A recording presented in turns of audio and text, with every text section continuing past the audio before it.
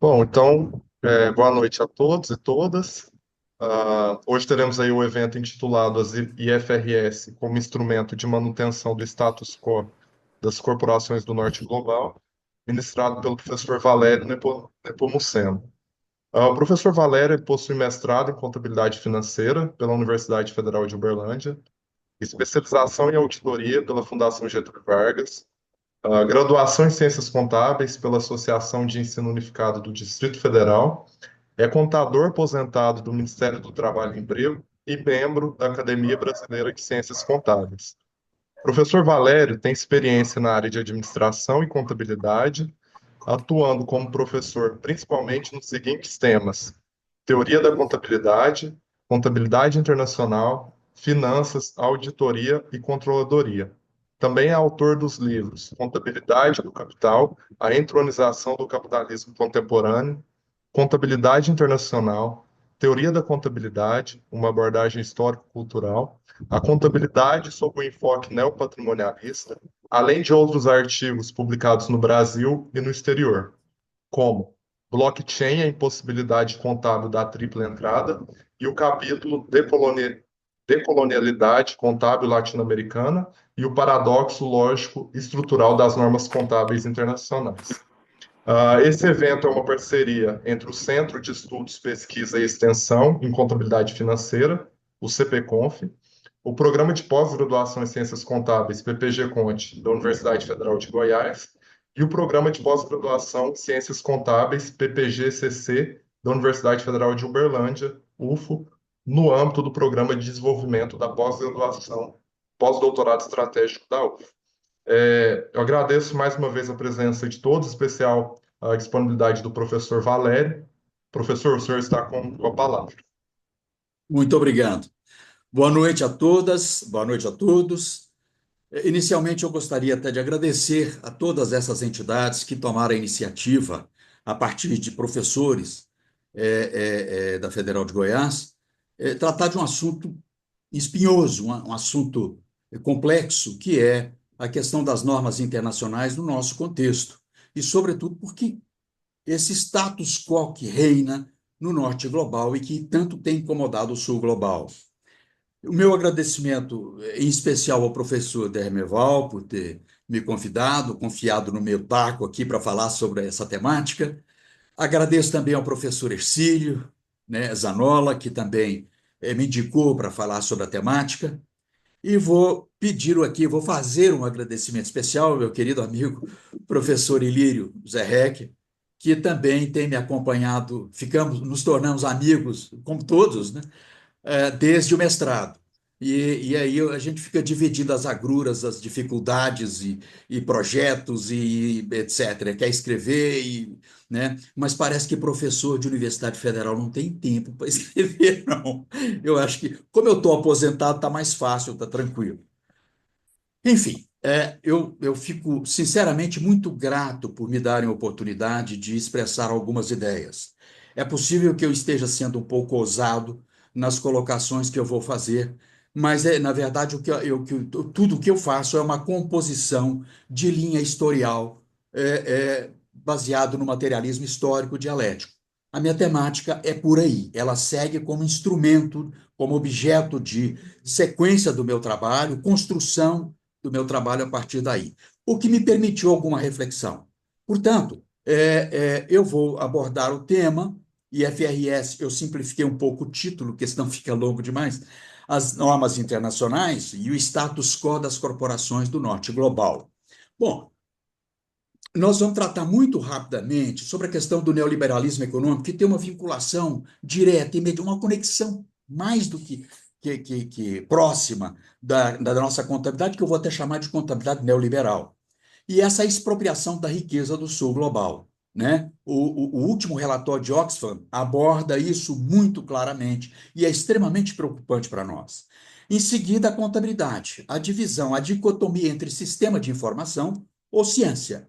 Esse é quase que um paradoxo que a gente está vivendo entre uma situação e outra, interpretação de uma coisa e outra. O papel do contador no contexto historial, né, e eu diria até historial dialético, A retórica das grandes organizações contábeis e as corporações de auditoria que têm instrumentalizado e fixado consensos a partir dos organismos internacionais. E, por fim, a retórica do cientificismo por meio de elementos não intelectuais. Às vezes a minha fala pode incomodar alguns, porque, francamente, eu acho que a gente tem que tratar desse assunto com uma certa franqueza, uma certa acentuando um pouco, fixando um pouco alguns temas que acho que são muito relevantes para a nossa contabilidade, que está emperrada há mais de 100 anos, né? Portanto, os elementos não intelectuais e alguma coisa que como se fosse uma pirâmide, que é a estrutura conceitual que substitui a teoria ou faz o papel da teoria da contabilidade. Uma reflexão e uma proposta final, uma ou duas propostas finais, que fica aqui para né, para discussões futuras, se possível, e se for assim, interesse dos colegas das academias, certo? Olha, a primeira coisa, para a gente começar essa história, partindo do princípio, do conceito da globalização econômica, é preciso a gente voltar um pouquinho no tempo, sabe? E talvez, não sei se todo mundo conhece, mas são dois personagens, são dois atores, são dois atores relevantíssimos na construção da ideologia, tanto neoliberal quanto corporativista, ou coletivista, ou socialista, como que. O primeiro nome é Ludwig von Mises, que tem uma obra chamada Human Action, Ação Humana, que foi escrita em 1949, 800 páginas, um volume interessantíssimo. Lendo essa obra, é que eu descobri que von Mises tratava de contabilidade, inclusive do regime de competência, princípio da prudência, que ele é contra o princípio da prudência, etc. Mas veja o que a inspiração que leva ao neoliberalismo e à formatação da globalização econômica nas décadas de 70 e 80. Mises diz o seguinte: Mises, Hayek, ou Hayek, e Milton Friedman, essa turma toda que vem levando o neoliberalismo até a formação dessa globalização econômica. Ele diz o seguinte: o indivíduo não planeja nem executa ações pretendendo construir a sociedade. Ponto. Essa é a ideia de von Mises. Quer dizer, seja egoísta do ponto de vista ético. E aí ele vai falar o seguinte: se existe alguma coisa que a contabilidade tem que fazer, é o resultado da ação individual. Nós vamos ver ao longo da nossa fala que essas duas frases são pérolas para a gente poder interpretar, né, como é que a contabilidade chegou num sistema de informações. Portanto, essas duas frases vão nos levar àquilo que a gente chama de propriedade, ou o proprietário, o indivíduo proprietário, ou a pessoa física natural, que constrói da subjetividade à objetividade, chamada pessoa jurídica.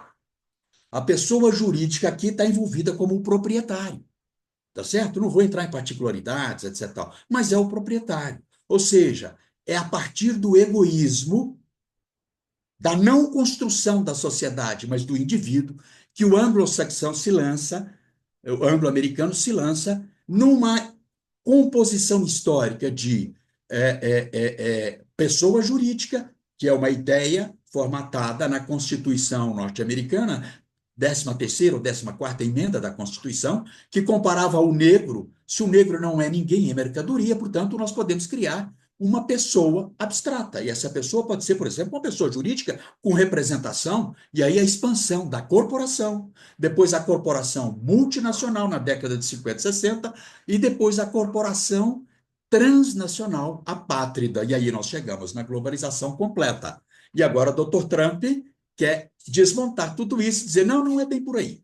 Portanto, ele perdeu o bonde da história. Eu estou falando ele, os norte-americanos, o Estado americano, e perdeu as empresas, as corporações, e perdeu a mão de obra.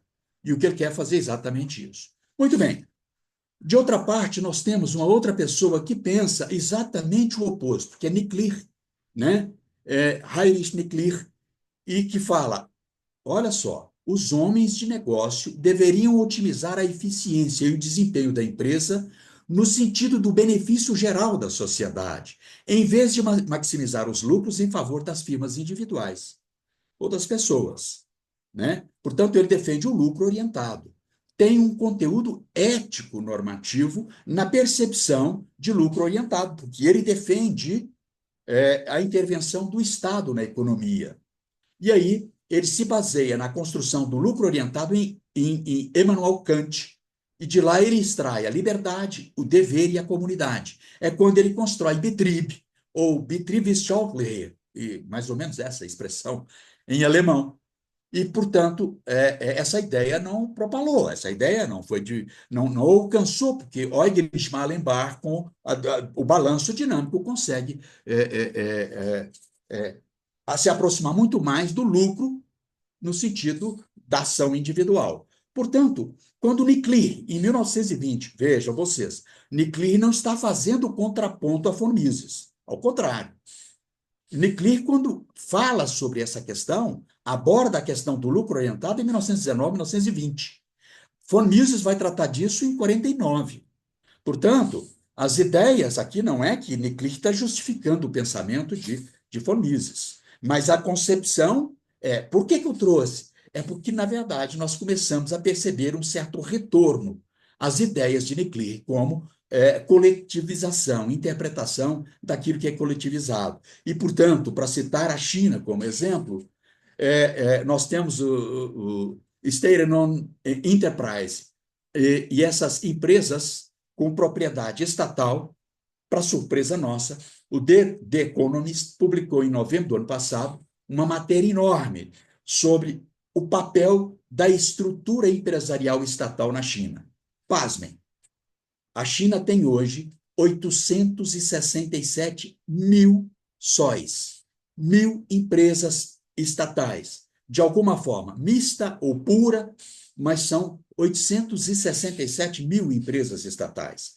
Portanto, em 99, eu escrevi um artigo sobre a dupla face da moeda, tratando, inclusive, da contabilidade chinesa, da contabilidade tcheca, isso em 1999, e a gente percebia exatamente esse movimento dentro da contabilidade, no sentido de perceber a abertura para as cooperativas, a abertura para o setor privado, e hoje nós temos uma visão completamente diferente. Quer dizer, hoje você tem desde McDonald's até uma Boeing produzindo na China. E por isso o problema que nós encontramos hoje. Se eu pudesse, me permitam comparar a situação atual, eu diria que o individualismo de von Mises, quer dizer, a percepção do indivíduo no contexto coletivizado, coletivizado no sentido de produzir para o indivíduo.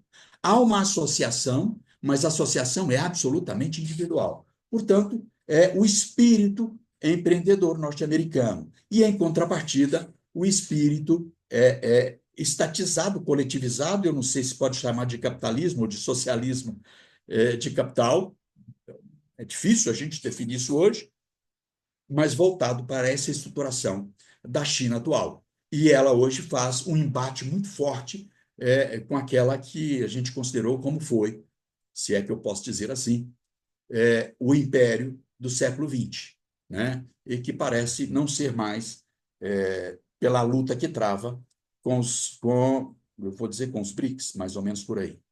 Portanto, esse é o cenário de inspiração ideológica. A nossa estruturação do século XX para o século XXI traz esse ideário. E é nesse formato que nós vamos estamos formatando o século XXI.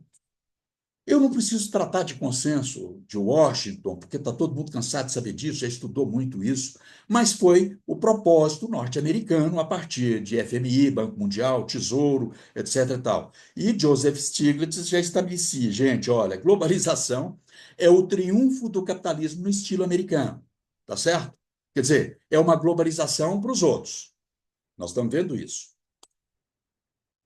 O pragmatismo disso foi o receituário, que parece que os economistas ou jornalistas econômicos no Brasil voltam ao receituário de 1990, 1980, que é o déficit fiscal, que é a redução do gasto, reforma tributária, juros, etc. Tal, que é uma enxurrada de coisas estabelecidas exatamente pelo G8 para tentar manter aquilo que nós vamos identificar por Mignolo, o argentino Mignolo, o sociólogo Mignolo, como um poder sobre o sul global.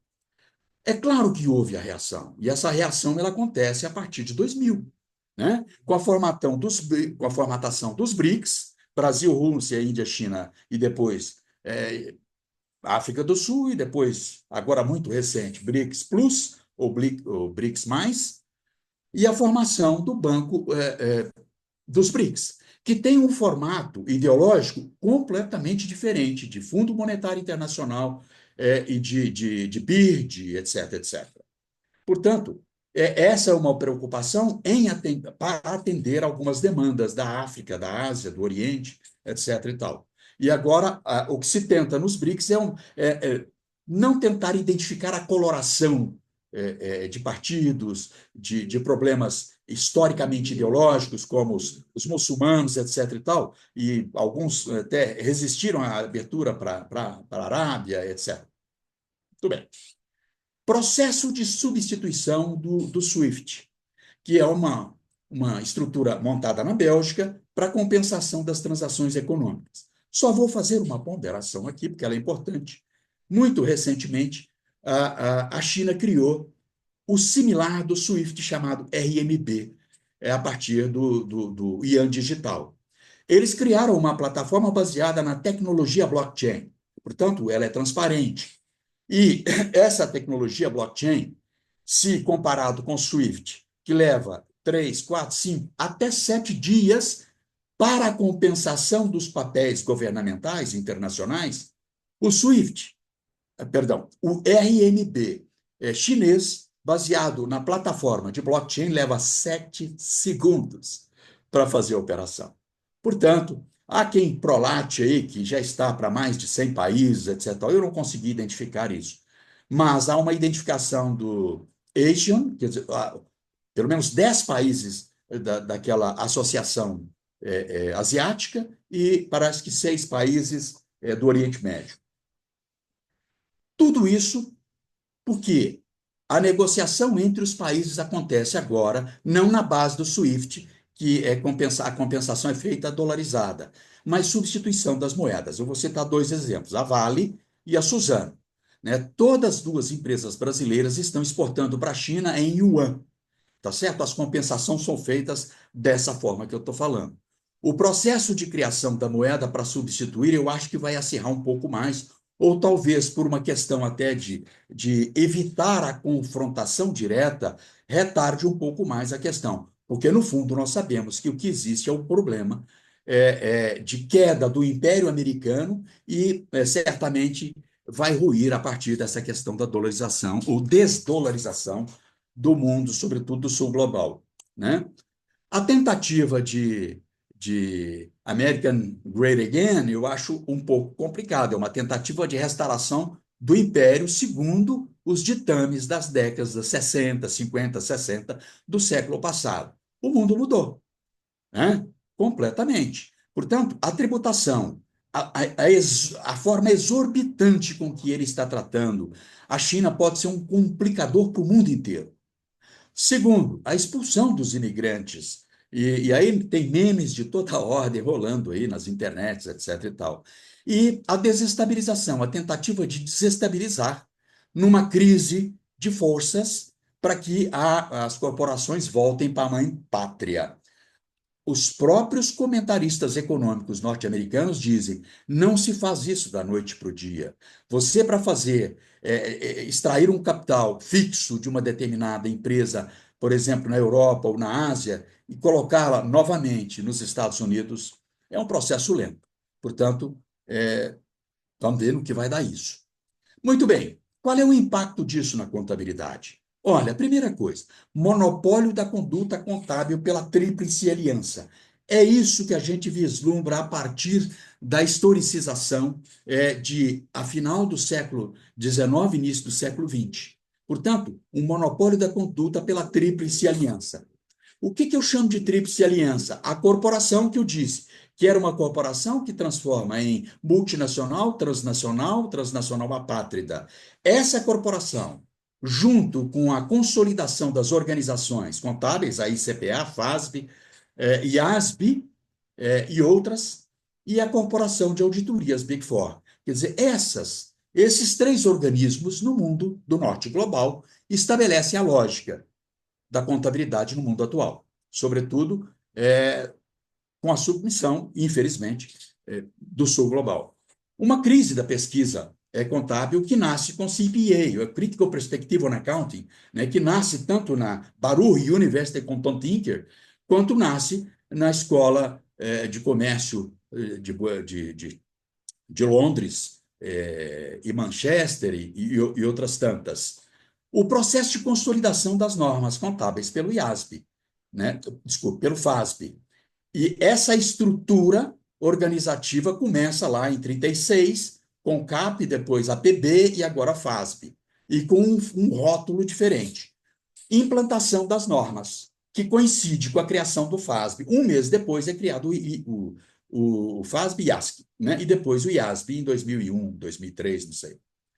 Muito bem, o processo de implantação das normas internacionais, que começa aí com o IASC, tá certo? E agora amadurece com o IASB e agora a incorporação, inclusive, da agenda de sustentabilidade.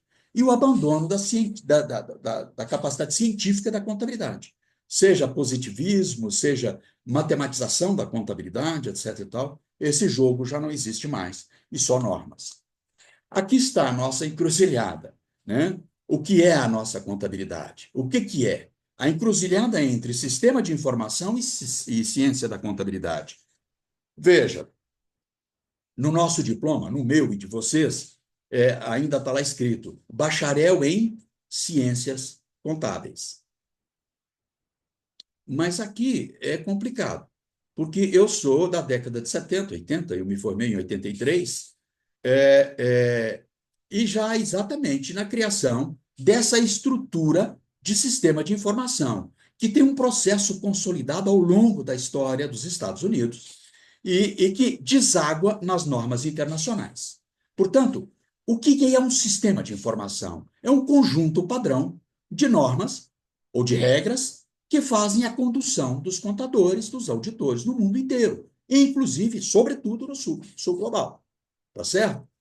Esse sistema de informação, ele fica a uma antagonia entre uma coisa e outra. Nós abandonamos, dentro das academias, inclusive, mesmo nas nossas academias, na Universidade Federal, etc., tal, não é muito raro, ou não foi muito raro, eu tenho visto isso, encontrando coordenadores de cursos tratando a ciência da contabilidade formatada em conteúdo programático como se fosse um conjunto de FRS, como se fossem normas, né? E aí faz um conteúdo programático elencando item por item das normas internacionais. Isso não é estudo da ciência da contabilidade, tampouco a história da contabilidade. E para coroar isso que eu estou falando, o Holger Vost, que foi o presidente anterior do IASB, ele tem essa pérola. Ele afirma: nossos padrões não procuram retratar a contribuição de uma empresa para o bem público. Então, ele está definindo aqui o que é a contabilidade. A contabilidade é para um sistema fechado. A contabilidade é para a empresa. Ué, mas não é. Não é? Será? Nós temos que discutir isso. Ele diz isso, a contribuição para a empresa para o bem público, mas para fornecer informação que ajude, ou informações que ajudem aos investidores em seus esforços para prever o fluxo de caixa futuro da própria empresa. Aqui nós temos dois problemas. Primeiro, a contabilidade não é ciência. A contabilidade é um sistema, é um conjunto de normas que não atende ao bem público, atende claramente ao investidor, atende às necessidades do investidor e mais. Financiariza a contabilidade, monetiza a contabilidade na medida em que eu só pretendo fazer para que o investidor enxergue o fluxo de caixa futuro. Portanto, mais um elemento que não se coaduna com a nossa ciência da contabilidade. Portanto, nós temos uma crise conceitual, que, de um lado, eu posso, me permitam, definir a contabilidade como uma ciência social. É um processo histórico material crítico de interferência na construção da sociedade. Ninguém vai negar que todas essas informações pegam um relatório de Oxford de 2025, a interferência dessa informação. Portanto, nós temos que ter uma capacidade crítica com relação a isso. Não é um discurso privado, fechado, uma contabilidade privatizada, uma contabilidade financeirizada, mas ampla, nacional, social, ambiental, e não pode se confundir como um instrumento da economia, como diz o querido professor Anthony Hopwood, que diz que, na verdade, a contabilidade é um instrumento por meio da qual a economia desenvolve suas teorias. Né? Esse cordão umbilical, eu acho que, né, tem que ser repensado. Olha, o Williams e outros, eu esqueci de colocar e outros, da Universidade da Carolina, faz uma afirmação, e eu faço questão disso aqui, especialmente para os queridos alunos da graduação, que às vezes acha que, na verdade, as normas internacionais foram estudadas, aprofundadas cientificamente, elaboradas por todos os países que construíram e que, pronto, nós adotamos no mundo inteiro, por 150 países. Mas é bom lembrar que o estabelecimento dos padrões contábeis é um fenômeno gerado e moldado nos Estados Unidos e mais tarde no mundo inteiro por circunstâncias históricas. Ou seja, desde a crise de 29, que os contadores estadunidenses vêm construindo e manipulando, no bom sentido, manipulando aquilo que eles denominam de princípios geralmente aceitos pela contabilidade, o S-GAAP, que na verdade é uma trajetória de construção, e essa construção, em um determinado momento, abandona quase que esses princípios e busca uma outra construção chamada de normas internacionais, que vão dar os FRS de hoje. O querido professor Bob Breyer, ou Robert Breyer, do Reino Unido, é talvez o maior especialista e estudioso na teoria marxista, faz inclusive uma crítica contundente à estruturação da lógica filosófica de Fischer, na construção de que a contabilidade é uma filosofia que depende da economia. Né? Schumpeter, por exemplo, vai elogiar isso, dizer foi o primeiro passo no sentido da construção da filosofia da contabilidade enquanto economia. Eu amo da economia. E o que o Breyer vai dizer em 2008? As evidências sugerem que a contabilidade dos Estados Unidos era secreta e conservadora desde 1880. Tornou-se mais conservadora a partir dos anos 1930 e extraordinariamente conservadora a partir dos anos 70. Abe Brilhoff, que escreveu An Accountable Accounting, ou seja, contabilidade incontável, incomensurável. É uma obra fantástica, que é uma crítica que ele faz à contabilidade estadunidense. E ele diz o seguinte: o establishment contábil estadunidense detém o controle da informação contábil nos Estados Unidos. E o que é o establishment? Grupo social dominante. Elite que controla o sistema político. No nosso caso, o sistema político é a contabilidade. Mas quais são essas organizações? As Big Four, a ICBA, o FASB, a NASBA, que trata do fechamento de todas as corporações de contadores, e a American Accounting Association, que trata, que tem um exemplar de publicação, que é a Accounting Review. Né? Portanto, essa é a estrutura que mantém a contabilidade nos Estados Unidos. Aqui, eu vou fazer questão de pensar um pouquinho mais, que é Michel Capron, né, que em 2006, no seu artigo, ele vai falar, isso para mim define o propósito nosso de hoje, tá certo? Ele afirma, a contabilidade consegue dizer, eu coloquei entre colchetes as expressões para que a gente possa comparar o que é a retórica contábil, o que é a falácia contábil, e que a gente faz de conta que não existe. A contabilidade consegue dizer uma verdade aparente, falsa transparência, e permitir que os administradores possam justificar sua integridade. Justificação por meio da retórica, pela persuasão, convencimento.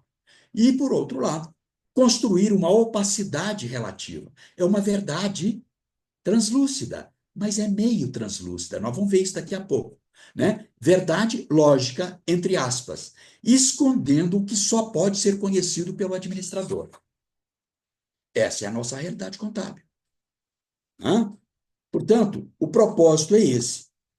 Eu não poderia deixar de citar o meu querido colega da Colômbia, Rafael Franco Ruiz, que tem batalhado junto com Jack Araújo, junto com o professor Sarmiento, junto com o professor Gomes, Ocampos e tantos outros da Universidade Nacional da Colômbia, junto com a organização a professora Lilian, também na presidente do Conselho Nacional dos Certificados, Contadores Públicos, e no dia 1º de março passado ele fez uma live, e eu participei como ouvinte, evidentemente, e ele tratando dessa questão, o que ele diz? A regulamentação nos faz sujeitos submissos. Não somos autônomos. Estamos atados à regulamentação. A regulamentação nos impede de pensar, inovar, construir e atuar autonomamente. A contabilidade não é só finanças, ela é também social, sobretudo, ambiental, etc. Portanto, está aí registrada a fala do professor Franco Ruiz. Eles têm sido, mais do que nós, e anteriores a nós, aguerridos contra as normas internacionais. Como é que a gente pode, então, já que a contabilidade é um sistema de informações, como é que a gente pode rapidamente definir isso?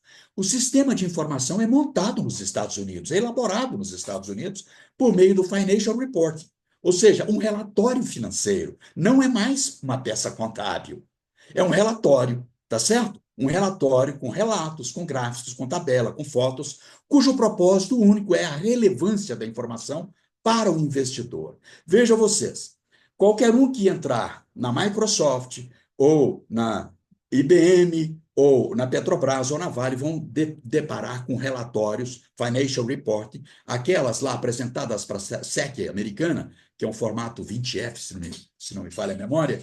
Esse formato tem 300 páginas, 200 páginas, 100 páginas. Dessas 300, exagerando um pouquinho nesses relatórios, as 5 finais são de contabilidade. Balanço patrimonial, demonstração do resultado, demonstração do fluxo de caixa, ponto. Alguns comentários sobre como é que procedeu a depreciação, a amortização, como é que foi feito o impairment, etc, etc. São comentários. Tem contabilidade nisso. Portanto, a primeira parte é refuto contábil. Por meio de quê? Das normas internacionais. E agora eu cito o meu querido colega da Patagônia Argentina, da Federal Nacional da Patagônia Argentina, Jorge Manel Gil. Professor Jorge Manel Gil construiu essa pérola. Eu sempre falo com ele, falo, olha, não tem como não citar essa frase sua. E ele diz, nas IFRS. E com as IFRS, termina o pensamento. Eu disse que os conteúdos programáticos estão assim alicerçados, as diretrizes curriculares, que pela primeira vez eu nunca vi isso no mundo inteiro, nem nos Estados Unidos, é feito pelo Conselho Federal de Contabilidade, tá certo? É de estranhar. Né? Perda da linguagem contábil, ou seja, a substituição do International Account Standard, ou seja, vamos trocar essa palavra accounting, contabilidade por IFRS. Agora não é mais contabilidade. E isso ocorre exatamente no momento em que nós temos a formatação do IASB com 6 assentos dos norte-americanos, que passa a dominar junto com o resto dos anglo-saxões, dizendo o seguinte, olha, agora não é mais contabilidade, agora é relatório. E, portanto, essa troca não é uma troca semântica, é para tentar fazer a mundialização daquilo que eles abominam, entre aspas. Eu estou forçando um pouco a barra no termo, mas é mais ou menos por aí. E me permite agora falar sobre a questão da linguagem contábil substituída e agora pelo repúdio ao método das partidas dobradas. Eu comento isso às vezes com o professor Elides, não é tanto assim, né? Mas é verdade, não é tanto assim. Mas, tirando o Charles Pregg, no final do século XIX, início do século XX, que ele escreveu Philosophy of Accounts, ou Filosofia das Contas, que trata especificamente da estruturação das contas contábeis no cenário americano, e por consequência vem a Uniform Accounting, ou seja, a uniformização que também ocorria na Europa, Nos Estados Unidos acontece. Bom, tirando o livro do Charles Pregg, me citem algo, eu posso estar enganado, mas me cite alguma obra, um tratado norte-americano que aprofunde, que discuta partidas dobradas, que vá além disso. Eu desconheço, posso estar enganado. Tá certo? Então, não há qualquer tratado do ponto de vista da contabilidade, da double entry, nos Estados Unidos. E, para terminar, o cash flow statement, ou seja, a demonstração do fluxo de caixa. Me perdoe, mas a minha concepção que eu tenho, primeiro, não é demonstração, e segundo, não é fluxo. É muito mais uma análise econômico-financeira do que qualquer outra coisa. Por quê? Porque, na verdade, se você pega o balanço patrimonial, você tem as contas patrimoniais, contas reais, e desenvolve ali uma demonstração. A demonstração do resultado é a mesma coisa, são contas de resultado. Você não tem contas. E o pior, a demonstração do fluxo de caixa, que é a tentativa de estabelecer, por meio das atividades operacionais financeiras e de investimento, por isso econômico, eu chamo de análise econômico-financeira, é retratado em dois pontos, A e B, do próprio balanço, que é construído pelo regime de competência. Então, fica absolutamente estranho essa colocação aí, dessa demonstração, que eu não admito como demonstração. Me perdoe a franqueza. Mas então nós temos aí uma mundialização dessa estrutura, tá certo? Muito bem. Como que eles conseguiram isso? Ah, qual é o processo de domínio ideológico? Começa com a AAA, American Accounting Associate, que faz um controle e um patrulhamento de tudo que se publica nos Estados Unidos em termos de contabilidade. Lee analisou 80 anos dessa comissão que dominou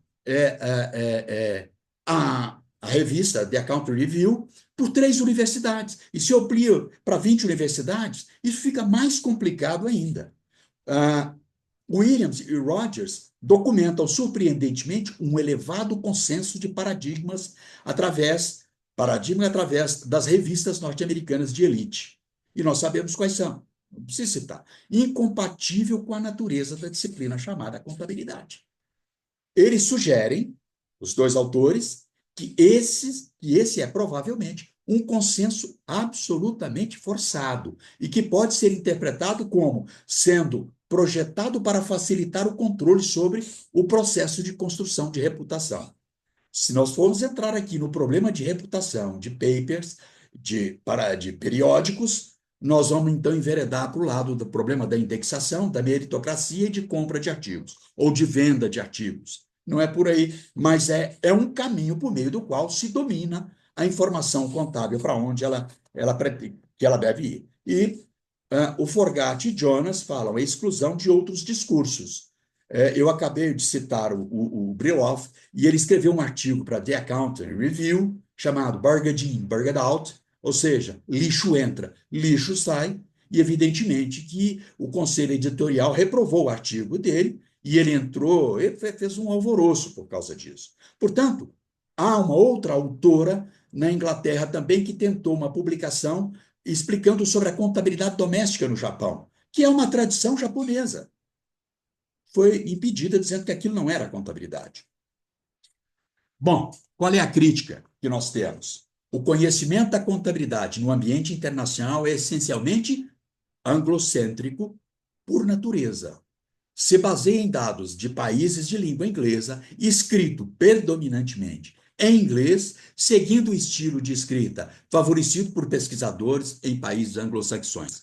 Agradeço muito o professor Komori por ter escrito sobre isso. E nós estamos vendo agora, se o sul global reage ao dólar, que é a moeda dominante, nós estamos vendo o cenário que nós estamos vendo. Imagine se a gente começar a reagir no campo da contabilidade, tá certo? Não admitindo o pensamento dominante, hegemônico dos norte-americanos. Os pensadores estão se tornando, digo eu, acríticos, aceitando a legitimidade do mercado e cada vez mais dependente das abordagens metodológicas calculistas e supostamente neutras. O resultado líquido de todas essas pressões é que a contabilidade é atualmente conduzida por uma comunidade de pesquisa, cujos membros, afirma Hopkins Woods, muito conservadores, limitados intelectualmente e conformistas, etc, etc. Portanto, Cito um punhado de autores que dizem: a contabilidade está experimentando uma enorme e progressiva estagnação de sua agenda. Muito bem.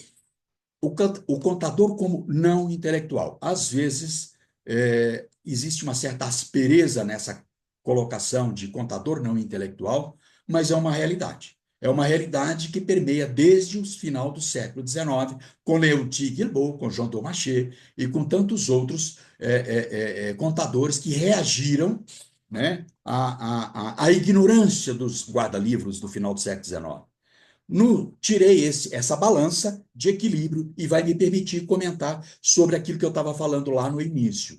Vejam vocês, a missão das normas internacionais, né, e os objetivos dos relatórios financeiros tem que estar equilibrado com o disclosure of sensitive information. Ou seja, essa proposta toda é o seguinte: o foco é que os padrões têm que ser transparentes, mas não é totalmente transparente. Ele tem que ser meio transparente. Por quê? Porque eu tenho informações sensíveis. Mas que raios de informações sensíveis são essas? Eu vou usar uma expressão do final do século XIX. É a mesma. Sigilo, segredo do negócio. O argumento ainda hoje é: eu não posso abrir a minha contabilidade, eu não posso externar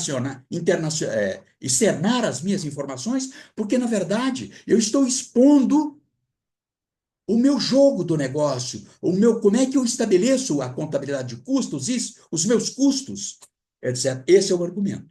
Portanto, você tem as normas internacionais, desde que elas não atrapalhem a confidencialidade da informação.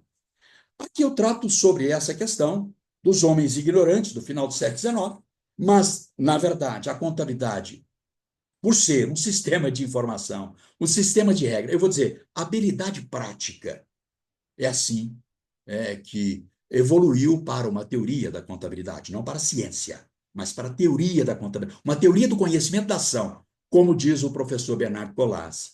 A contabilidade é um ofício não intelectual. Há uma ausência completa de exercício de intelecção, afirma o professor Bernardo Colassi, da Universidade de Paris, Michel Capron e Gafkin, já faleceu, acho que em 2013, se não me falha a memória, da Austrália. O contador é essencialmente instrumentalista. As nossas universidades fazem isso, nós transformamos os nossos contadores, mas é isso que tem que ser.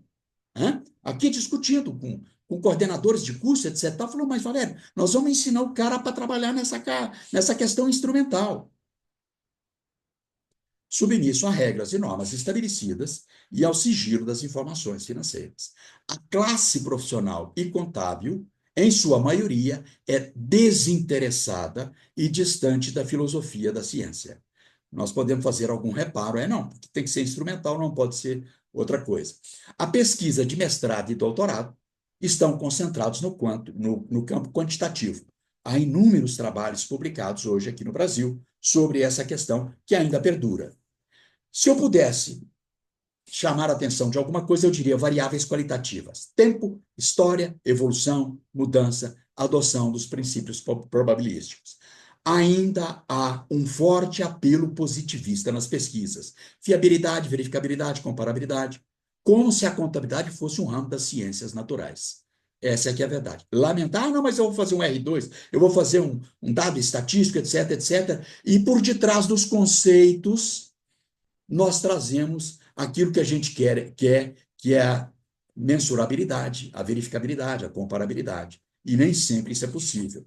Percebo, e aí eu extraí do trabalho da professora Fernanda Sauer-Braun e outros, Braun, que publicou agora em 2023, numa pesquisa que ela faz com professores, acadêmicos, etc. Um dos entrevistados saca essa. Percebo ainda um viralatismo exacerbado na comunidade acadêmica contábil, que entendo ser decorrente do domínio simbólico exercido no campo da fé e USP. Concordo, concordo, porque eu sou o aluno da década de 80 e os manuais que nós estudamos foram contabilidade introdutória, contabilidade de custo do Eliseu Martins, etc. Eu acho que nós vamos ter que rever historicamente essas questões se a gente pretende uma contabilidade para o sul global. Portanto, repetindo o que eu falei lá no princípio, é que, na verdade, nós estamos reproduzindo o que a matriz colonial de poder nos ensina, ou nos impinge, ou nos imiscui na medida em que nós temos que construir no mesmo receituário. Olha, eu não vou falar, eu não sei se o meu tempo está, como é que está aí, né?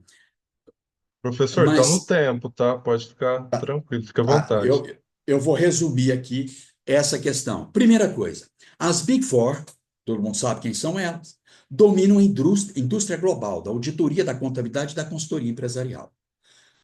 Para surpresa nossa, todas são de capital fechado. Não divulgam suas informações. É uma dificuldade. Richard Murphy, lá em Londres, é que tem conseguido compilar mais essas informações. E aqui, o Murphy, que é Richard Murphy, que eu estou citando, e o Stausholm, ele fala o seguinte: é o paradoxo. A responsabilidade do capitalismo global depende de empresas que desfrutam de uma opacidade significativa sobre as próprias operações. Viram? A opacidade relativa. É o que diz Michel Capron. É uma verdade pouco translúcida. Ah, e vou ficar só na expressão, na conclusão que Shaw chega, que as Big Four fazem parte do problema para o qual afirmam ser a solução. E Tuchelet, na França, ela afirma: a fraude tornou-se uma correção necessária à empresa e ao lucro ilegal, a partir das tech haven, né, que são os paraísos fiscais, por meio das quais transferência de preço, etc., etc., e as elisões fiscais que têm incomodado o mundo inteiro. Portanto, esse é o aspecto com relação às Big Four. Ou seja, eu estou levantando, por favor, dois problemas. É evidente que não dá para resumir em dois problemas, e evidentemente que isso pode ser expandido para outras áreas, etc, etc. Mas eu pontuo dois problemas relevantes: a opacidade relativa, ou seja, o segredo do negócio mantém, sob o argumento de que o concorrente não pode saber do que eu estou divulgando. E dois, o desinteresse com relação ao público, à sociedade humana. Né? Eu repito, o relatório de Oxfam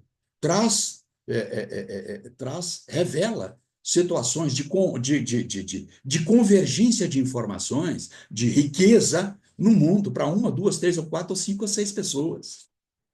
Né? E o que é isso? Ideia neoliberal. Eu tiro o chapéu para von Mises, ele está certo. O modelo dele deu certo, mas escangalhou a humanidade. A sociedade humana, mais da metade, 60%, não tem o que comer. Portanto, a minha reflexão, me permitam, eu vou dizer o seguinte: por que estamos discutindo problemas contábeis que não nos pertencem? Só para um dado. Nós temos hoje na Bolsa de Valores menos de 400 empresas, ou de 370, quando boa parte dela, o Ilir me mandou um artigo sobre isso, algumas empresas, em torno de 20, 30 empresas, têm a centralização de uma pessoa só, com 51% do capital. Portanto, eu vou dizer, 350 empresas. Na Argentina é muito menos, é menos, em torno de 700, na Colômbia é item. Ou seja, o nosso sistema de formação de capital para nossas empresas é via banco, é via capital próprio, não pelo capital de bolsa de valores. Tá certo? Nós temos no Brasil, dados do ano passado, do governo, 20 milhões de empresas de capital fechado. E eu pergunto, o que nós estamos fazendo? Agora, na academia, o que a gente pode fazer? Por exemplo, tem aí alunas aí do curso de mestrado, de doutorado. A Dilma Rousseff, em 2014, tentou criar uma base de dados de balanços. Não foi adiante. Por quê? Porque era uma vontade, era volitivo.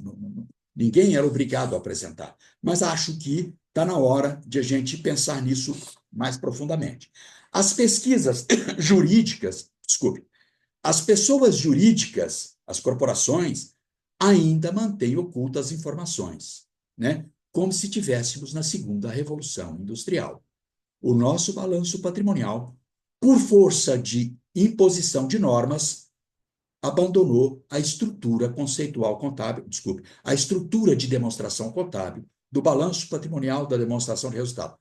A demonstração de resultado que para nós ainda é hoje um, um, uma mistura de coisas, né? De operativas, não operacionais, etc, etc. Portanto, as IFRS e o Código de Ética ainda mantém o sensitive information, a confidencialidade dessas informações. E aqui me permitam essa afirmação. Eu entendo que a contabilidade não é universal, ela é multiversal. Ou seja,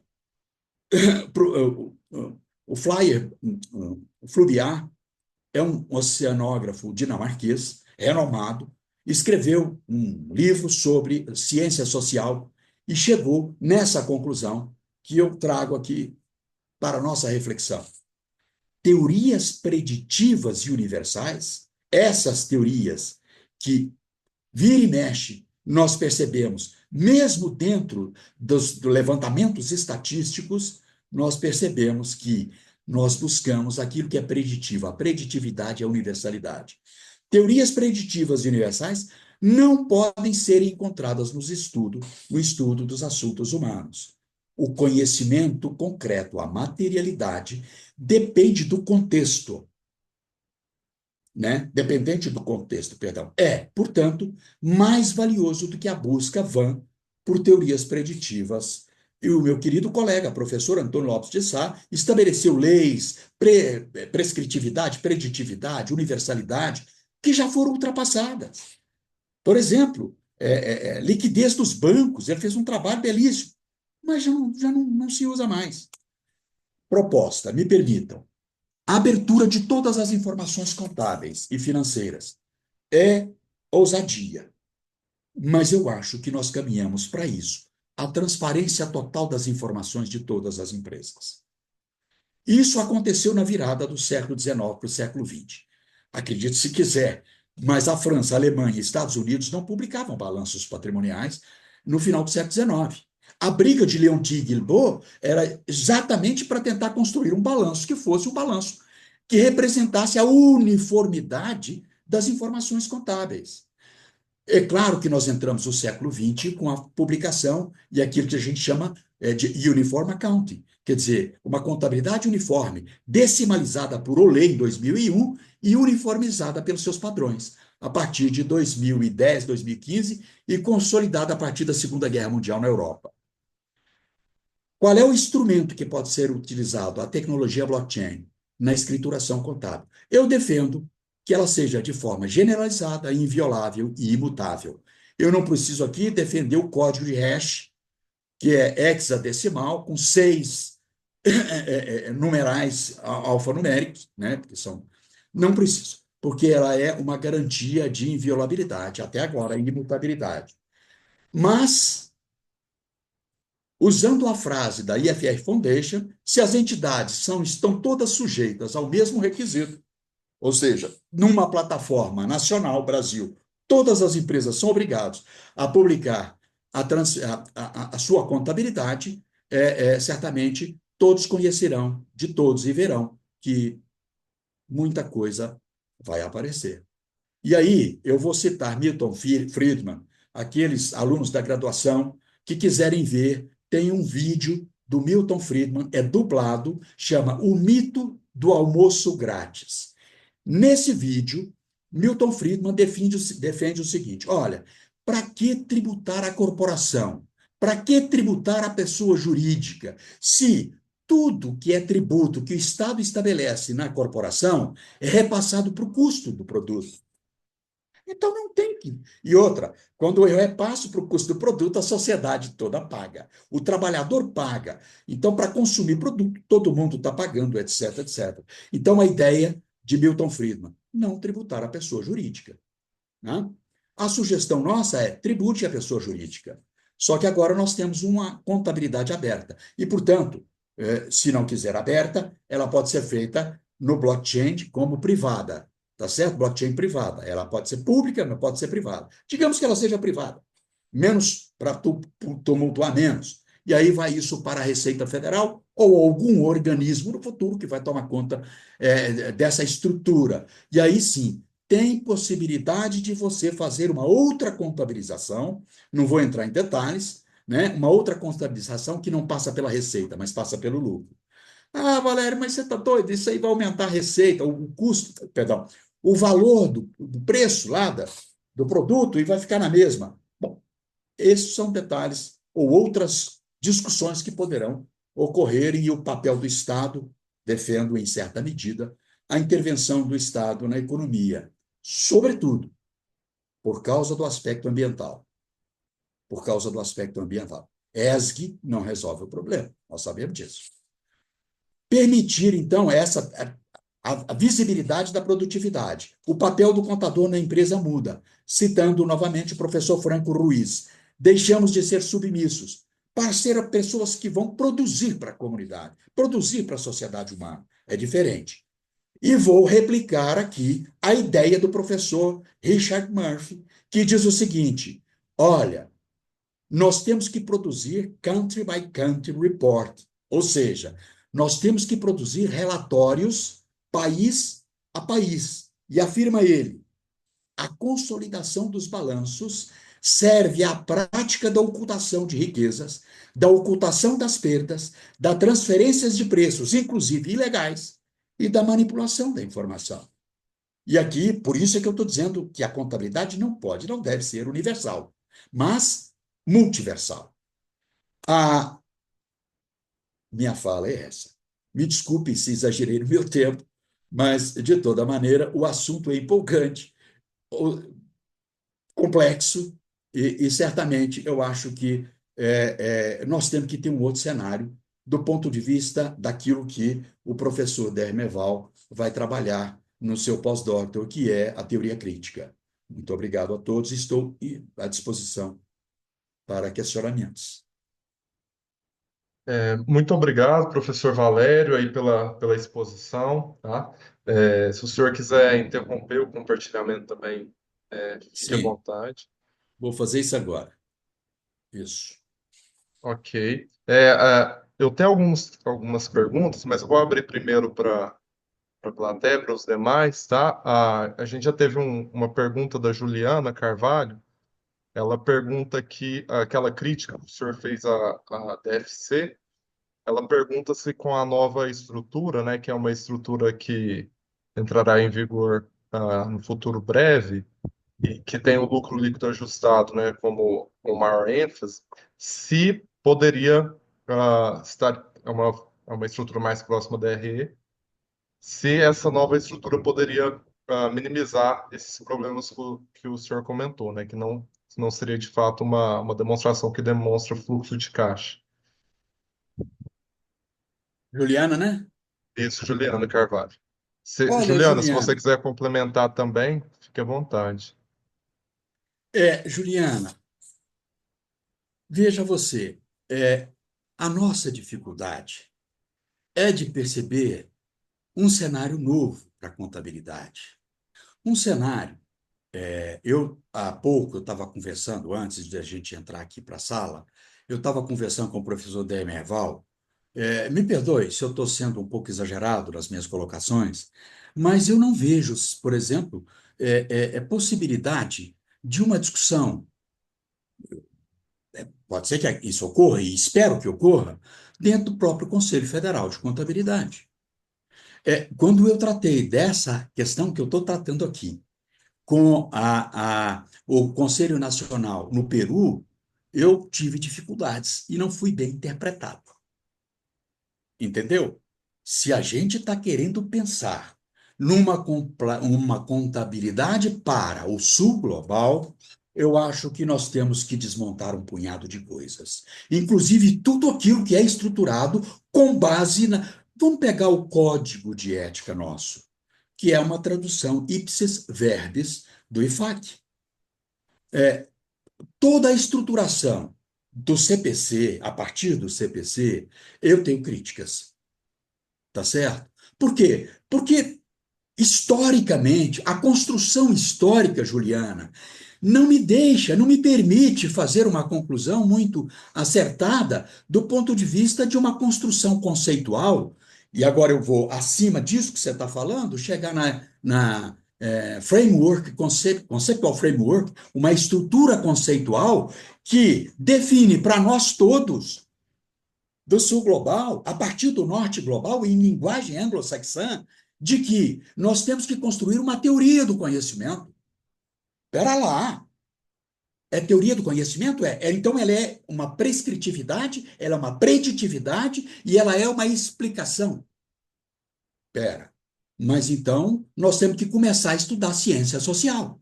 Se nós estamos falando que a ciência social é o estudo do ser humano enquanto indivíduo, nós estamos falando do contexto. E agora eu estou falando do indivíduo, pessoa física e pessoa jurídica. E aí, o contexto é outro. O contexto do estudo da pessoa jurídica não permite a consolidação de leis. Não, o Fluviat fala, olha, querer falar e formatar leis nas ciências sociais é impossível. Mas então aonde a gente vai? Nós vamos pelo caminho das ciências sociais. É possível, então, você construir uma contabilidade brasileira? Claro que é. É possível construir uma, e deveria ser, por isso é que eu estou falando, por isso é que eu estou falando, por mais que você tente construir uma demonstração do fluxo de caixa, ou uma demonstração que é aquela de representação comprehensive, né, não vai dar certo. Sobretudo porque, me permita, eu fiz num outro trabalho, eu estou encerrando, eu fiz num outro trabalho, publicado já na Colômbia, uma sugestão uma sugestão de que a gente faça uma contabilidade não financeira. Não financeira. Nós temos que fazer uma contabilidade, essa não é sugestão minha, não, tá? Foi o Calafel na Argentina e foi Matesich, na tese dele, doutoral, de 1964, que fala assim: nós temos uma contabilidade financeira e uma contabilidade não financeira. A contabilidade não financeira é que nós temos que registrar, e isso nós temos que criar contas. Registrar uma contabilidade voltada para o ambiental. Nós temos que saber quantas árvores nós temos, e sabemos, em certa medida, mas temos que trazer isso para a construção contábil.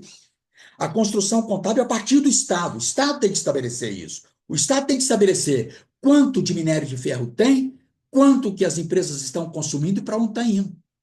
Aí nós teríamos um balanço não financeiro, um balanço estruturado segundo o que entra de insumo e o que sai e o que ficou de resíduo.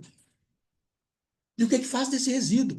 Cara, se a gente não preocupar com isso, ESG não resolve o problema. Resolve o problema da maquiagem das estruturas que essas empresas estão, essas multinacionais estão estabelecendo. Me desculpe se eu fugi um pouco da sua resposta, Juliana, mas é Professor isso. Deval, eu posso complementar? Sim, Perfeitamente. Juliana, Fica... fantástico. Professor Valério, boa noite aos demais presentes. Fui aluna de graduação da UFG e conheci o seu trabalho através do professor Hercílio, do professor Ilírio. E a minha inquietação começou na época porque eu sempre me perguntava por que que a gente está estudando demonstração financeira de empresas de capital fechado se eu moro em um país ou numa região que a realidade de empresas de capital aberto não é a realidade, pelo menos não é a realidade em que eu vivo.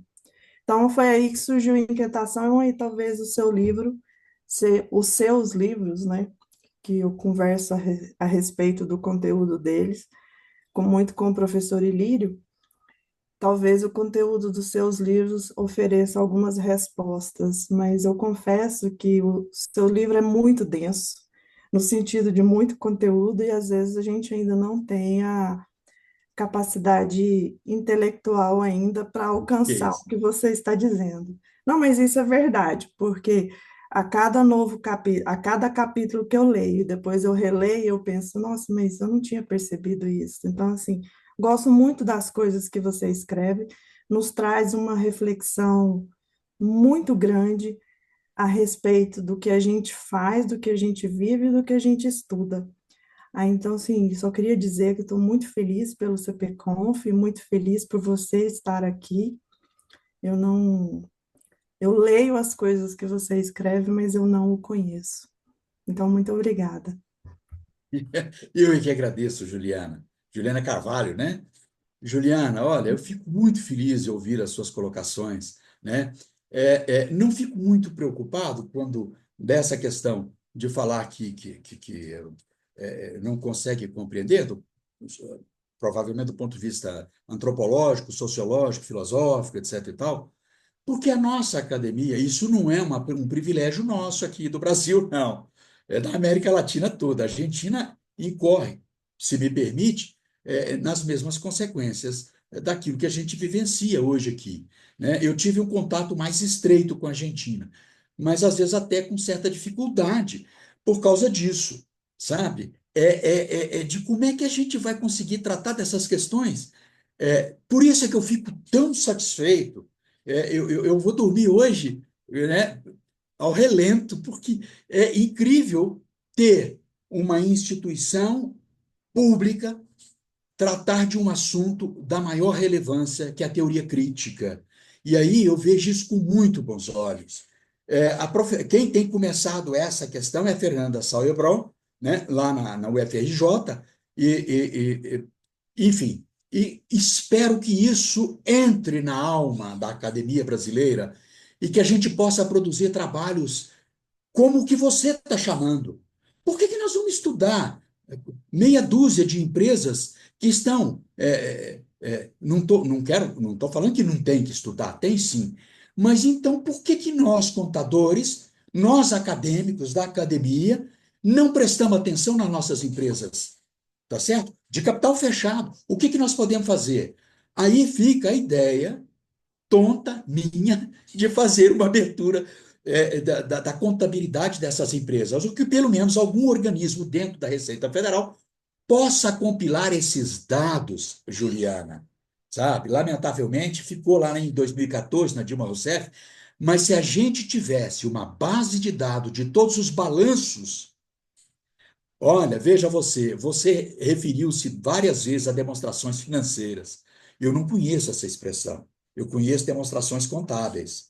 Ainda no Conselho Federal de Contabilidade, vira e mexe, você encontra essa expressão, demonstrações contábeis, porque nós temos uma tradição.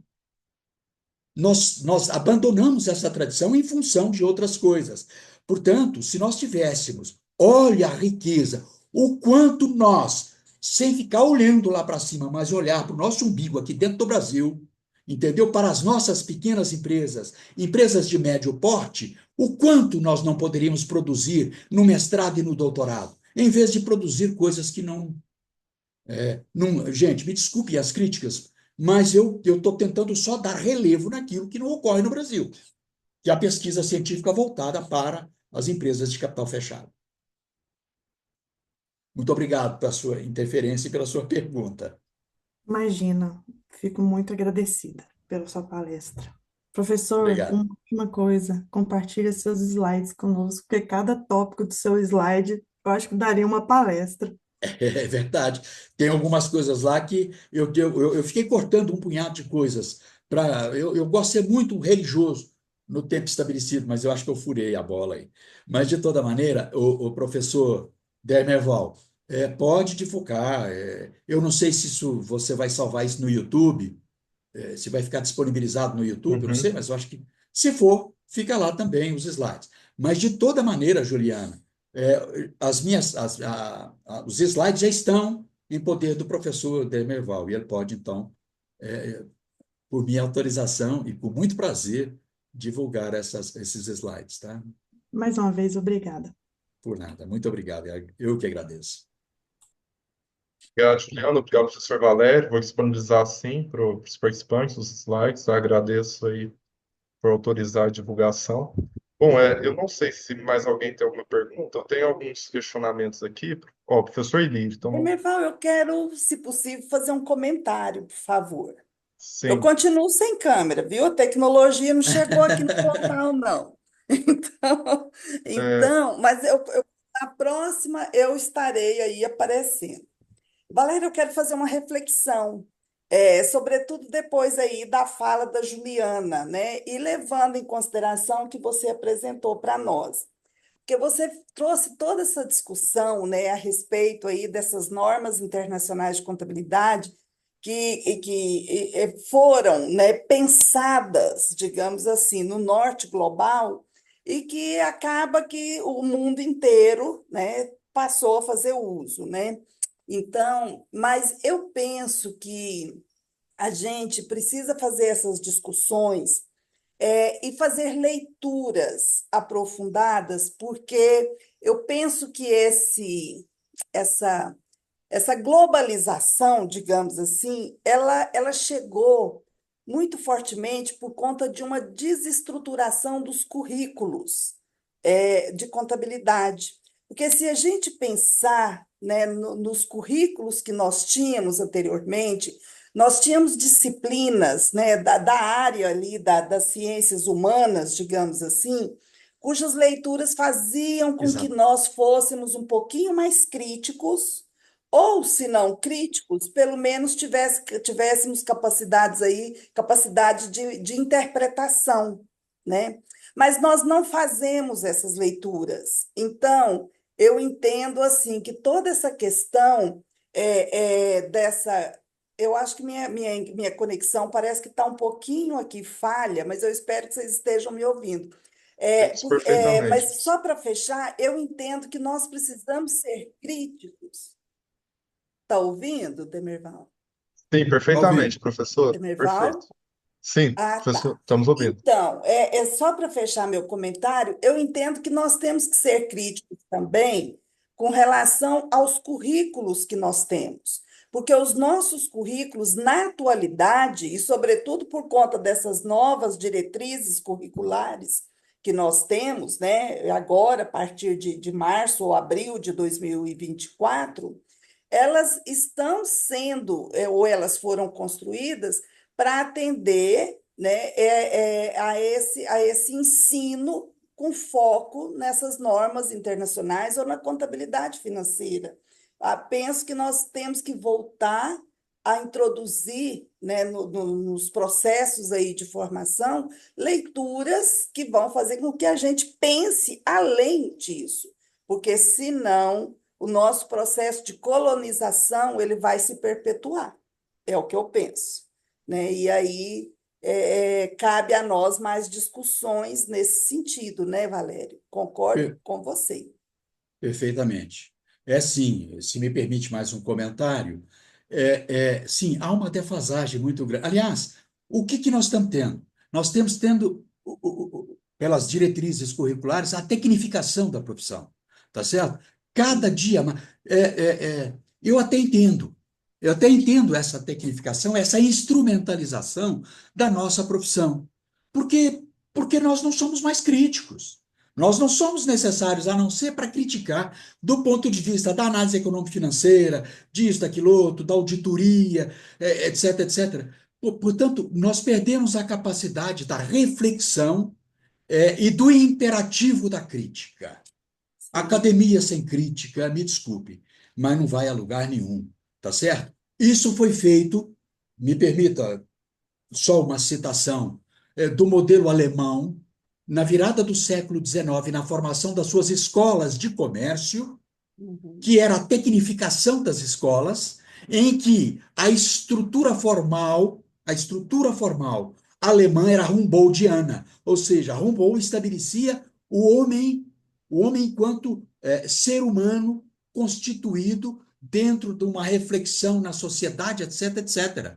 E quando veio a tecnificação, houve um embate muito forte, em que uma camada menos privilegiada, abaixo da classe média alemã, é que foi, que ascendeu a esses cursos de escola técnica. A engenharia enquanto escola técnica, John Stuart Mill abominou a escola, esse modelo na Inglaterra. Me desculpe, mas a Inglaterra, David Lenz fala no livro dele, a Inglaterra vitoriana faliu, fracassou a partir de 1850. Por quê? Primeiro, por causa da falta de estruturação da contabilidade, do ponto de vista crítico. Enquanto toda a Europa estava num caminho, os ingleses tomaram um caminho que só foi recuperar isso muito tempo depois, por causa da crítica, por causa do elemento crítico. E eu fico muito feliz de saber que o departamento de pós-graduação, tanto da UFO quanto da Federal de Goiás, estão preocupados com essa discussão, né? Tomara que todas as universidades públicas façam uma reflexão sobre isso. Gente, não é difícil fazer um paralelo do que está acontecendo agora com o Trump. No momento em que rui, no momento em que começa a ruir o império americano, por força da economia do norte global, porque eles dominaram, e culmina com o fechamento. Eu acho que quem jogou a pá de cal na globalização foi o Trump. Portanto, e a contabilidade? Eu acho que vai acontecer a mesma coisa. Nós vamos retornar, né? De alguma forma, porque se Trump quer voltar para as empresas, corporações dentro do setor, dentro da economia de produção dos Estados Unidos, evidentemente que ele não quer um balanço consolidado, pelo menos por enquanto, a não ser que ele queira reescrever aquilo que eu acho que é impossível, de fazer a corporação de novo, criar a mão de obra de novo e passar a multinacional e depois a transnacional. Olha, uma vez a história se repete como tragédia e depois como comédia. Então, não dá para ver outra coisa. Professor Lírio, Obrigado, professor Deberval. Vou aproveitar já te desejar parabéns aí pela tua iniciativa de provocar esse debate, né? E de chamar o professor Valério, que eu admiro muito a visão dele, os horizontes que ele enxerga, às vezes a gente conversa muito. E, professor Valério, parabéns, aí foi brilhante a sua exposição, como as outras que eu já assisti suas, então eu tenho assim, sempre aprendo muito com você, e que nem a Juliana falou, quando você fala, parece que a gente vai abrindo e dizendo, para onde que nós vamos então agora, né? Mas eu acho que é uma questão que talvez em função do grande poderio econômico. Eu sempre falo que, para mim, a contabilidade, ela, dos anos 30, 20, 30 do século passado, ela passou a ser meretriz do capital. E, em função dessa lógica de meretriz do capital, ela foi fazendo que o capital foi desejando e foi pagando para que isso fosse feito. E agora, nesse momento, a gente percebe que, talvez, assim, olhando num imaginário, dizendo assim, nós precisamos virar essa chave de fato, não ser aqueles profissionais daquele profissional, como você falou, né, eu brincava na sala de aula, brinco na sala de aula, sempre falo, olha, aqui nós não somos intelectuais, porque na contabilidade, os intelectuais não chegam, né? Mas claro que nós temos intelectuais na contabilidade, mas, porém, tem tudo isso que você falou. Tem um conjunto de elementos que provocam limitações para que as pessoas saiam desse quadrado, né? A gente tem uma limitação que é base de dados, então vai para a pesquisa de empresas abertas que tem base de dados. Mas como se fosse o mainstream da contabilidade fosse só pesquisa com base de dados. Nós temos outras formas de pesquisa que foram abandonadas pela academia ou foram deixadas de ser valorizadas pelas revistas que querem competir com o mainstream, que você falou, do AAA, né? Então, tem esse detalhe. Só assim, na sua opinião agora, a construção desse novo modelo, de um novo olhar, de abrir isso, né? Quando você pega, por exemplo, os Basis for Conclusions do IASB, do IASC, não tem uma teoria lá dentro, não tem nada que suportado em teoria, tem argumentos no deve ser, né? No normativismo, no deve ser, no deve ser. Então, a gente não vê, ou tem alguma coisa errada, né? Ou a academia, seja ela dentro da área de economia, administração e contabilidade, não serve para nada, ou quem está lá no IASB, e aqui no CPC também, não tem, justamente esse problema da não intelectualidade. Aí, não permite que se vá buscar as teorias que estão dentro desse campo, né, que nós temos, desse campo, que as teorias econômicas elas têm valor para a contabilidade, as teorias da administração têm valor para a contabilidade, mas parece que a filosofia, a sociologia tem valor para a contabilidade, mas a gente parece que se fechou dentro de um R quadrado aí e dentro de um normativismo que se extrapola. Então a gente pega, o Ilírio já fez muita pesquisa e tem muita pesquisa com 26 empresas, com 30 empresas, achando que isso resolve o problema do mundo, né?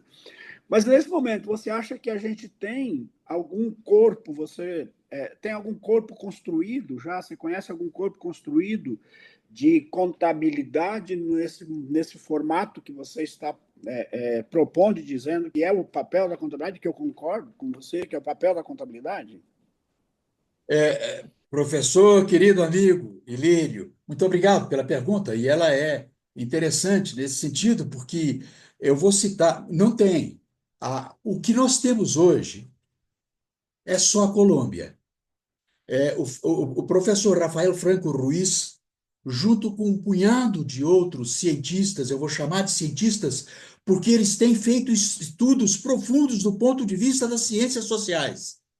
Ele está escrevendo um negócio chamado contametria na Colômbia, desde algum tempo. A primeira vez, eu tenho convivido com muito prazer com a Colômbia há 10 anos. A minha primeira ida à Colômbia foi em 2014. E de lá para cá, quase todos os anos eu fui.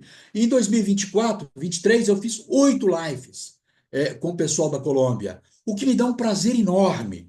Por que lá e não aqui? É porque lá eles me convidam para falar sobre isso. E ele fala sobre contametria numa construção de contas do ponto de vista da socialidade, do ponto de vista da filosofia, percebendo o ser humano como centro, como eixo, e não como uma pessoa jurídica, mas a pessoa jurídica inserida com um propósito. E aí, do ponto de vista ideológico, eu vou voltar às inspirações ideológicas de Niklir, tá certo? De Heinrich Niklir, que é o Bitrib. Nós conhecemos muito popularmente como Bitrib, tá certo? Que é um lucro orientado. Ora, eu diria mais, o lucro orientado e o ambiente orientado, o meio ambiente orientado e outras coisas mais. Portanto, ele tem escrito, eu sugeri até, numa oportunidade, e ele está sempre muito aberto para esse tipo de coisa, é convidá-lo para um workshop, uma palestra, entendeu? Ele é muito aberto para esse tipo de coisa, contrata uma tradução aí para ajudar, porque ele o espanhol dele é um pouco da casa, né? Colombiano. Então, Sim. mas eu acho que é uma pessoa que pode contribuir enormemente. Se os alunos da graduação, como do mestrado e doutorado, viu, Juliana, quiserem ter acesso, coloca Rafael Franco Ruiz ou contametria. Vocês vão ver uma infinidade de artigos interessantíssimos. Ah, mas eu não sei espanhol, bota no Google Tradutor, que vai ficar muito próximo disso. Pelo menos você vai entender o conteúdo disso. Sabe, Ilírio, a minha preocupação quando eu digo que o contador não pode ser submisso, não é porque ele é contador de uma empresa, etc, etc. Agora vamos estender um pouquinho mais a nossa crítica. O conceito de empresa tem que mudar. O conceito de pessoa jurídica gestada pelos americanos, desenvolvida e consolidada por Peyton, na teoria da positividade de Peyton, que introduz a pessoa jurídica como se fosse algo excepcional. E foi. E foi. Na verdade, o professor Eli conhece as minhas ideias sobre isso, é que quando você pega a subjetividade das coisas, né, da empresa, perdão, do homem, olha, o homem construtor da corporação no final do século XIX nos Estados Unidos, ele dava a cara a tapa, porque é ele, pessoa natural, se apresentando, se ele não cumpriu o contrato, ele sofre as consequências.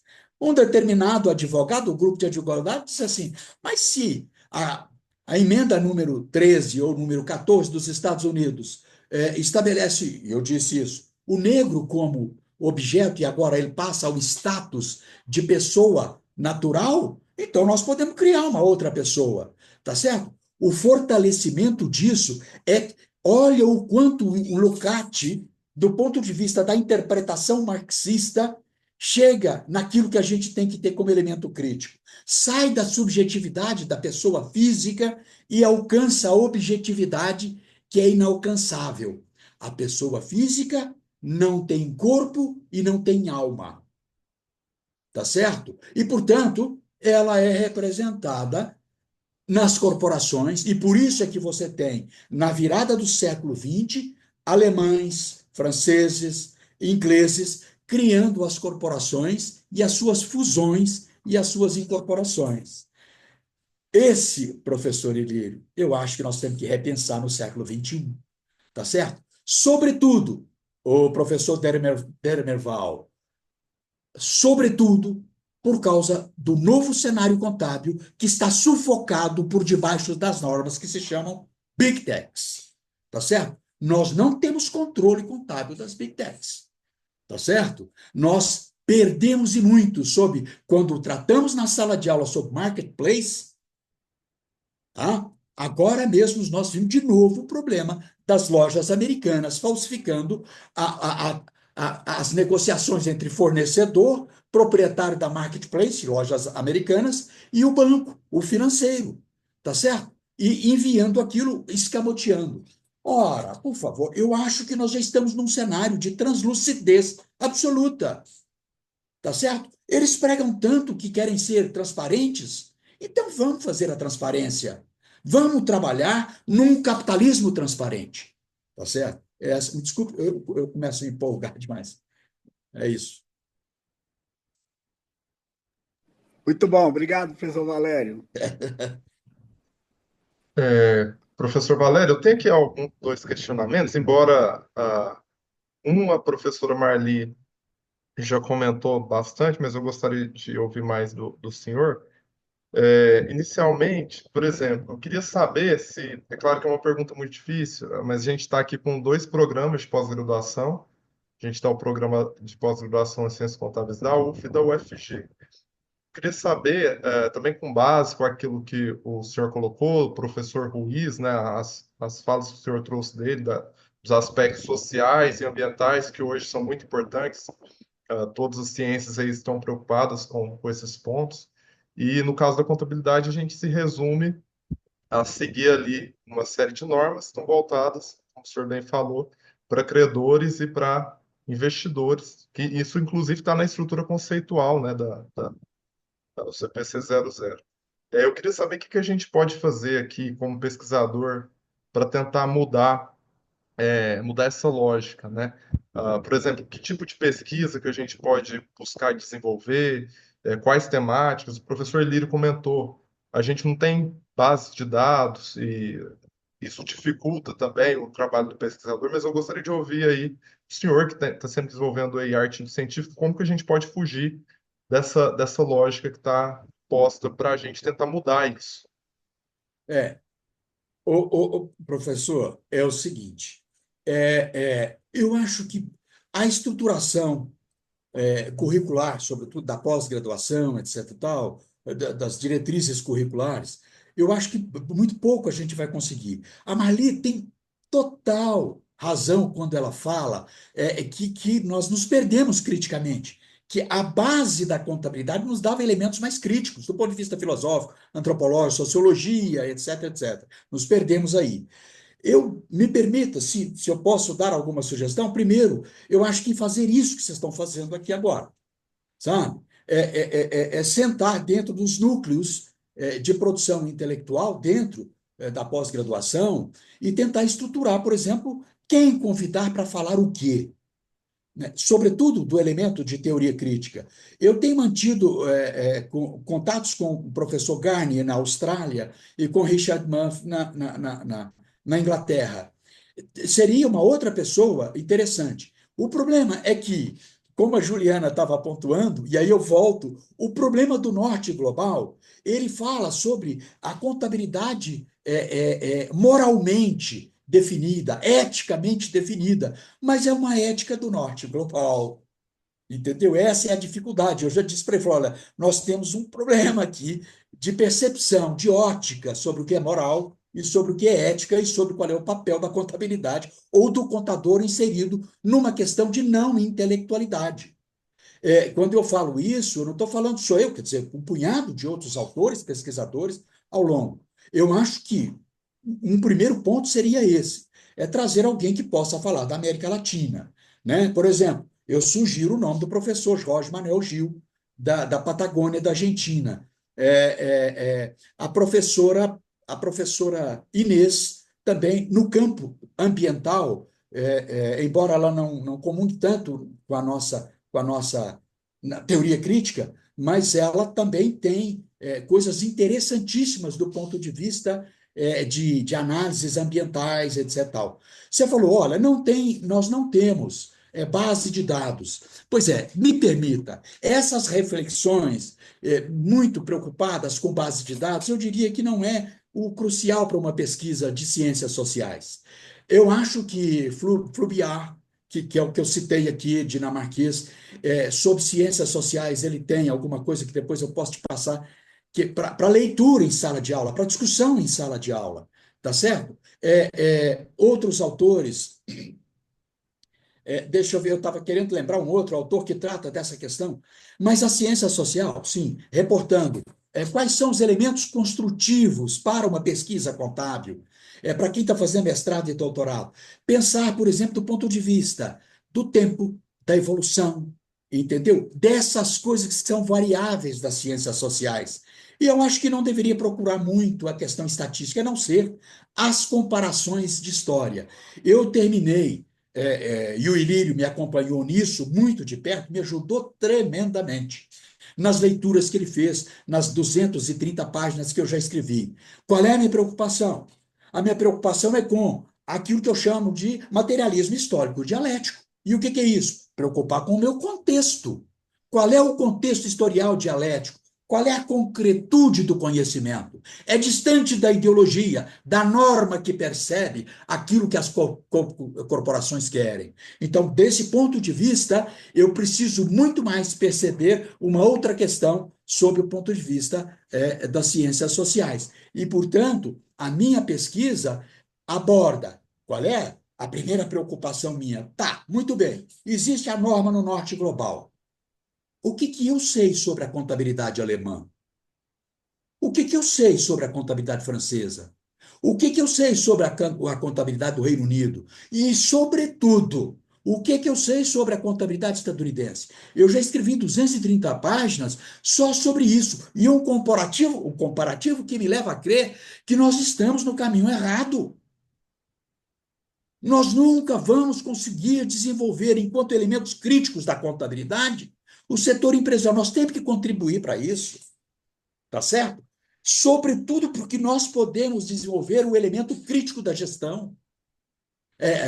Não estou querendo invadir aí a área da administração.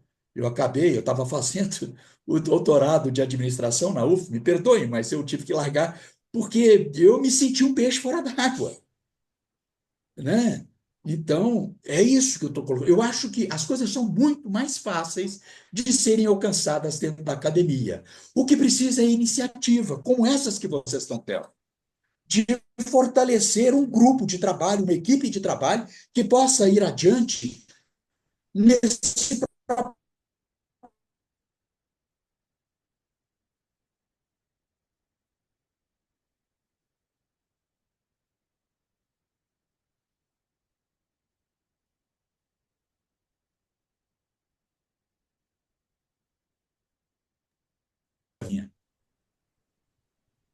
Oi, professor, eu acho que teve uma É, oscilação na internet. Voltou, só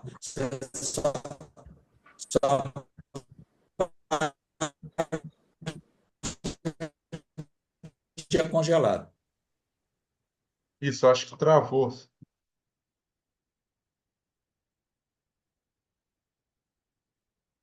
professor Valério caiu. Alguém consegue me ouvir?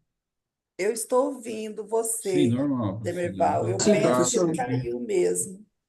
Ele voltou aqui. Voltou. Um momento. Porque ele é de Patos de Minas. Aí cai mesmo, lá em Patos de Minas cai. Oi, Voltou, Não, Lírio. professor. foi a minha que caiu? Sim. Foi a sua. Tá vendo? Não estou nem dando notícia. Muito bem. Sim, você É, estava falando? não, sim, eu só. O final da sua fala cortou um pouco. Se o senhor quiser finalizar, senão a gente.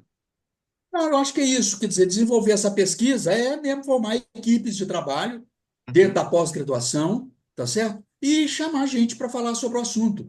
Gente, vai nascer tanta coisa interessante para discutir no campo da contabilidade, sabe? Que eu acredito mesmo que isso possa proliferar do ponto de vista do elemento crítico. Primeiro ponto é elemento crítico, depois a construção naquilo que o professor Ruiz está fazendo lá na Colômbia, da contametria, tá certo? É isso. Tá certo. Obrigado, professor Valério, pela resposta.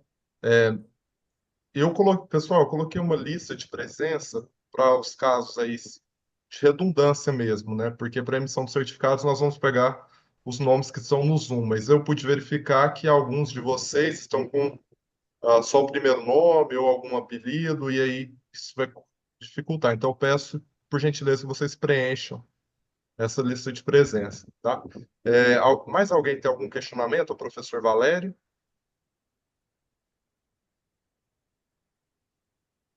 Ok, alguns se manifestaram aqui, o Jomar, Genésia, Monique, está parabenizando aí, professor Valério, pela, pela exposição.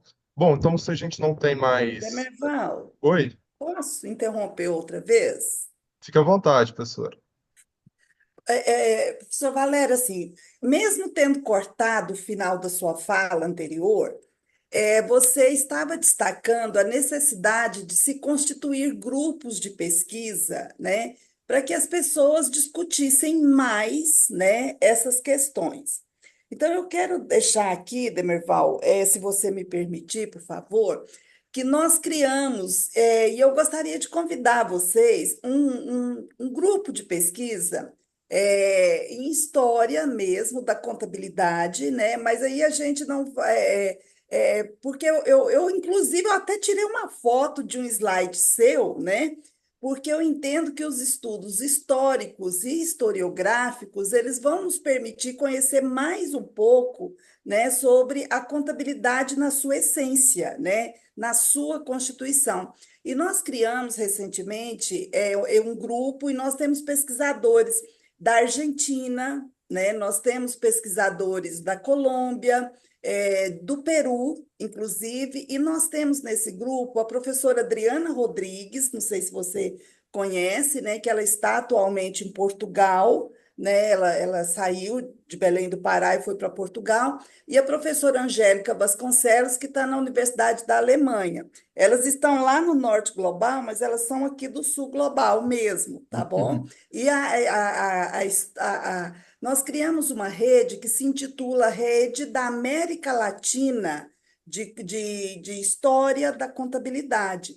Se você me Ó, permitir, Demerval, eu vou deixar um link, porque nós criamos recentemente um site, ele está em construção, mas se vocês quiserem acessar e mandar mensagens de lá para esse grupo que está constituindo essa rede, eu penso que nós poderíamos desenvolver mesmo estudos, discussões, pesquisas, né, alinhadas com o que você acabou de colocar, tá, Valério? E aí eu já é, deixo o convite para você, se tiver interesse, participar. Pelo menos o seu espanhol você vai exercitar, porque eu vou te falar, nas nossas reuniões é uma loucura entender. que Tá coisa boa certo? saber disso, Marli. Fico, É, nossa, muito grato. E sim, quero sim. É só para pontuar, já que nós estávamos falando em termos de grupos de pesquisa, aquele que é RCA também, né? Que tá. E aí a professora Fernanda Salbro me chamou, me convidou para escrever um capítulo do livro, e aí sim, para os alunos também, reforça, eu passei o título do, do, do, do capítulo do livro que é decolonialidade, deixa eu só achar aqui, aqui, ó. Decolonialidade contábil latino-americana e o paradoxo lógico-estrutural das normas contábeis. É um artigo voltado para isso. A sugestão da Springer para a professora Fernanda Sauerbron é o Managing the Post Colony. Já apareceram 2 séries de livros e essa seria sobre a América Latina e pegando inclusive a parte de contabilidade. E aí ela me convidou para escrever sobre essa parte da contabilidade. Vai demorar um pouco sair a publicação, acho que, segundo as previsões dela, lá para o final do ano. Mas, de toda maneira, fica aqui o registro também desse grupo, que parece que também a Silvia Casanova, né? Uhum. Da USP também, que também está engajada nesse, né? É isso, eu acho que nós vamos começar a inaugurar uma nova onda de reflexões mais profundas e consistente para nós na América Latina, é o que eu espero. Ok. Demerval, agora não interromperei mais, tá? Fique à Obrigada, vontade, Valéria. professor. Então, professor Valério, a gente agradece muitíssimo, tá? Em nome das instituições envolvidas, em nome do PPG-CC da UF, PPG-Conte, do CPConf. Foi um prazer tê-lo conosco. Eu espero que a gente possa aí ampliar essas parcerias aí. Eu comentei com o senhor que eu tenho interesse em desenvolver aí uma pesquisa em parceria com o senhor. Então, tê-lo aqui novamente, talvez em algum momento presencial, né, na UFG, será um prazer, tá? Muito obrigado aos demais participantes, aos professores, professor Marli, professor Lírio, professor ah, Lúcio, professor Ercílio também esteve aqui conosco, todos os professores que estiveram aqui, os alunos, os discentes. Muito obrigado mesmo. E é isso. Boa noite a todos. Boa noite, muito obrigado a todos. Parabéns a todos aí. Um abraço. Boa noite, Boa obrigado a todos. noite, Parabéns, muito professor. obrigada. E um abraço a você, Valério. E a Abraço para você, você Lírio. também. Tá, até mais. Tá, um abração para vocês. Boa Muito noite, obrigado. pessoal. Boa noite. Tchau, Boa pessoal. noite. Boa noite. Gracinha, gente. Esse professor é uma gracinha.